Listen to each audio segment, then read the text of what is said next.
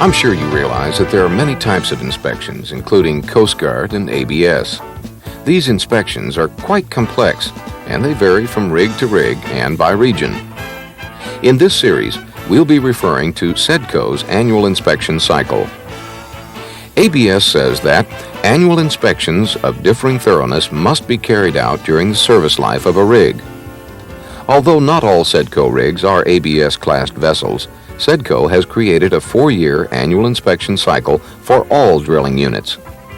SEDCO personnel will perform some of the preparations for these tests when it's convenient. For example, while heading for sheltered waters. Sheltered waters are needed for many of the test methods. So, welcome to the wonderful world of non-destructive testing, or as we say, NDT. NDT is used extensively during the construction of a rig, and to a lesser degree during annual inspections. There are 3 different types of annual inspections during the 4-year cycle. The first and third years, a Type 1 inspection is carried out. This consists of an extensive visual examination, or VE, and some NDT of structural members, joints, and special components. A report is filed on forms like this one. There's a form for each of the areas to be inspected. This same form is used during the entire 4-year cycle. This makes it easy to uncover reoccurring problems.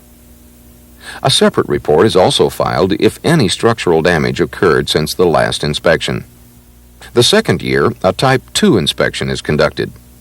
This consists of some visual inspection and extensive MPI, UT, or EMD testing. Don't worry, I'll tell you what they are in a minute or so. Anyway, MPI, or EMD, is conducted at all levels at critical connections where high stress and fatigue could cause problems. The fourth year, a Type 4 inspection is carried out. I didn't forget about year 3. Remember that a Type 1 inspection is carried out that year. A Type 4 is the most comprehensive inspection of the cycle. The same methods of testing are used, but this time on many more areas of the rig. Since most NDT techniques are conducted around welds, let's take a look at their components.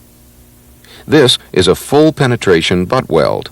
It has a penetration or root bead, a throat, 2 faces, 4 toes, and a heat-affected zone.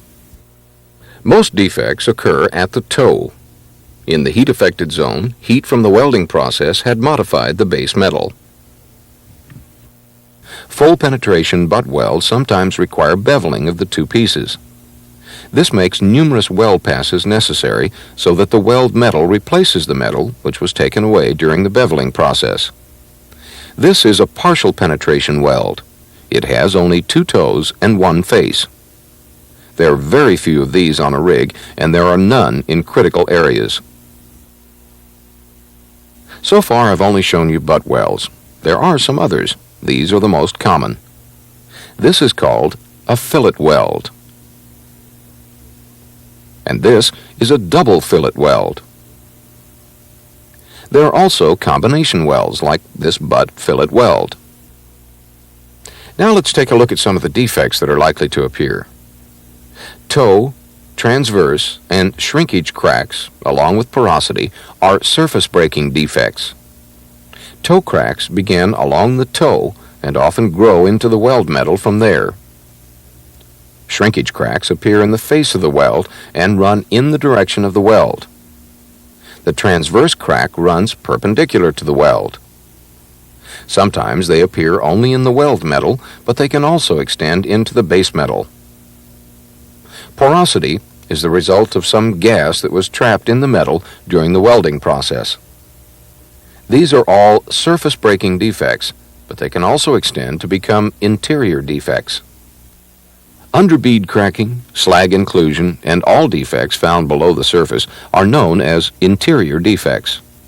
Underbead cracks occur in the heat-affected zone. They're usually fairly small, but sometimes they can join together to form one long crack. Slag inclusions are due to bad welding techniques. They're pieces of slag or solid metal which were left and trapped during the welding process. Well, now that you know something about the defects, let's talk about the NDT techniques that locate them. Let's start with the NDT techniques which will locate surface breaking defects. There are several, but these are the most common. Visual examination, or VE. Liquid or dye penetrant, or LP or DP. Magnetic particle inspection, or MPI or MT. Electromagnetic detection, or EMD. The visual examination method, just as the name implies, is a visual examination of a material or area. This is probably the most time-consuming and difficult of all of the methods, if done properly. The inspector looks for any surface misalignment, cracked paint, discontinuous scale, any evidence of fluid leakage, as well as some other telltale signs of possible defects. Sometimes he'll even use a magnifying glass.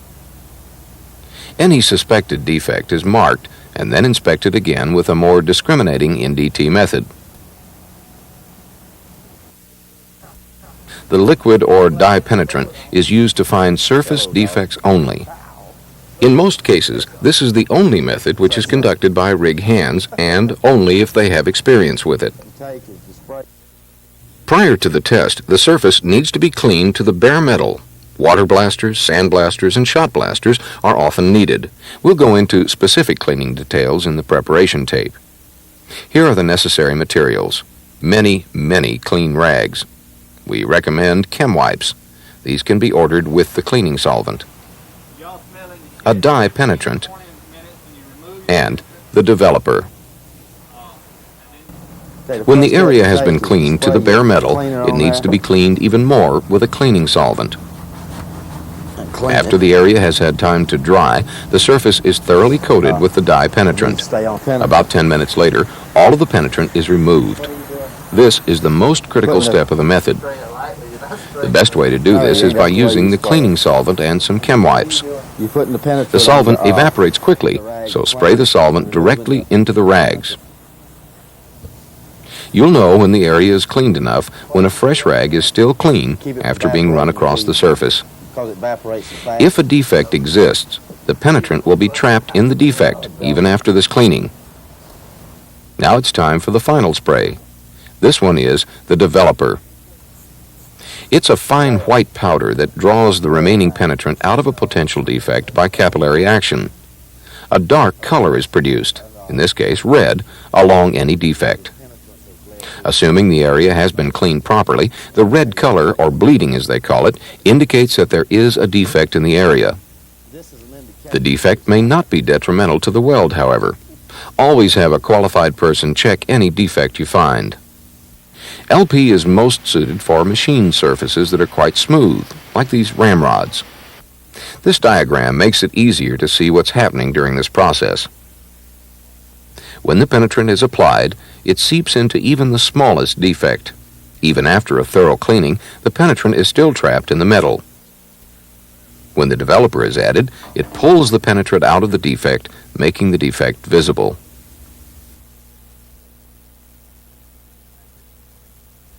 Magnetic particle inspection, or MPI, is the most widely used NDT method for annual inspection. Like some other methods, the area to be tested must be cleaned down to the bare metal. Some of the materials needed are an electric yoke or a permanent magnet, either a wet magnetic ink, a dry magnetic powder, or an ultraviolet ink.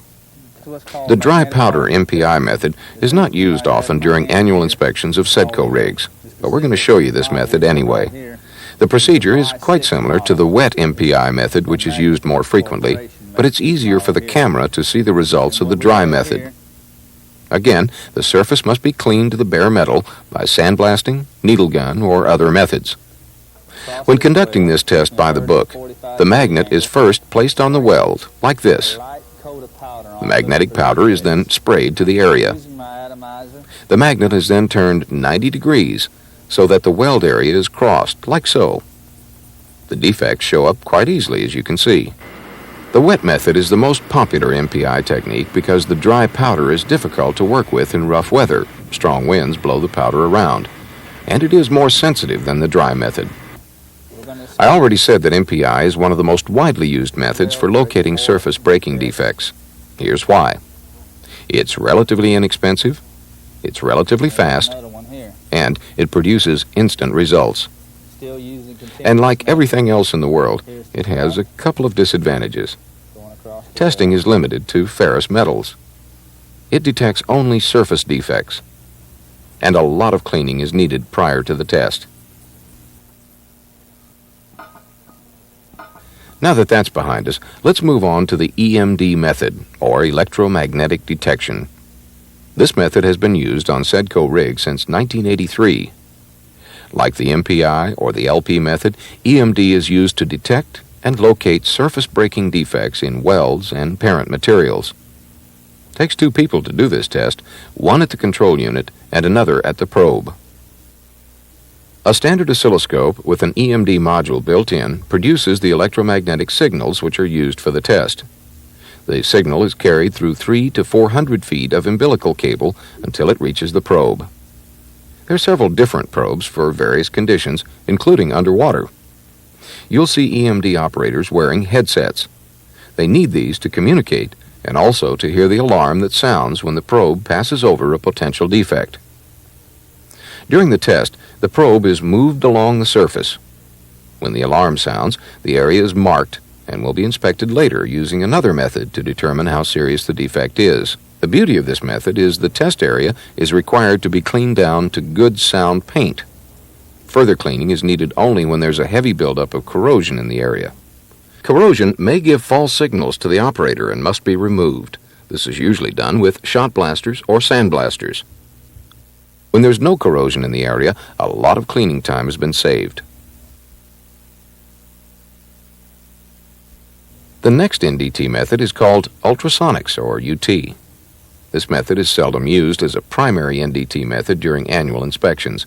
It is often used for evaluating defects found by other NDT methods and to determine plate thickness.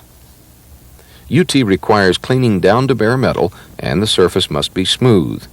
Any weld spatter or arc strikes from the welding process must be removed. UT, as the name implies, involves generating high-frequency sound waves, much higher than the ear can hear. The procedure is pretty complex, and only highly trained personnel are qualified to perform it. In a nutshell, it goes like this. A clear liquid is applied to the surface. This acts as a couplet between the metal and this thing, which is a transducer. Many different fluids can be used as a couplet, including diluted dish soap. The clear portion of the transducer is called the wedge or shoe. It gives the transducer the different angles of incidence that are needed to find certain defects.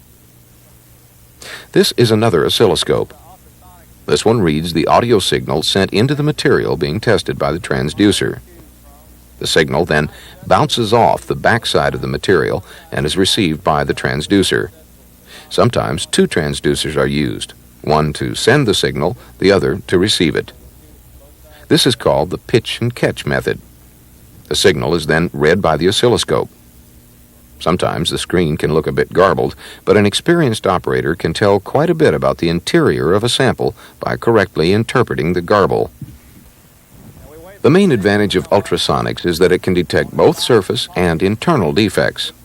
UT can also be used on both ferrous and non-ferrous materials. Now we've covered all the non-destructive testing, or NDT techniques, used on Sedco rigs during annual inspections.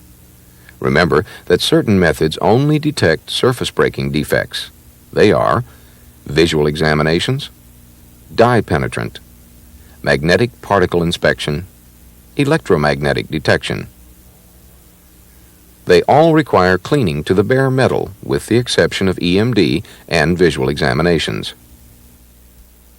The only interior defect test that is used in our rigs is ultrasonics. It can be used for both surface and interior defects, and it can be used on ferrous and non-ferrous metals. The area must be cleaned to bare metal prior to the test. That about wraps up Part 1 of the annual inspection series.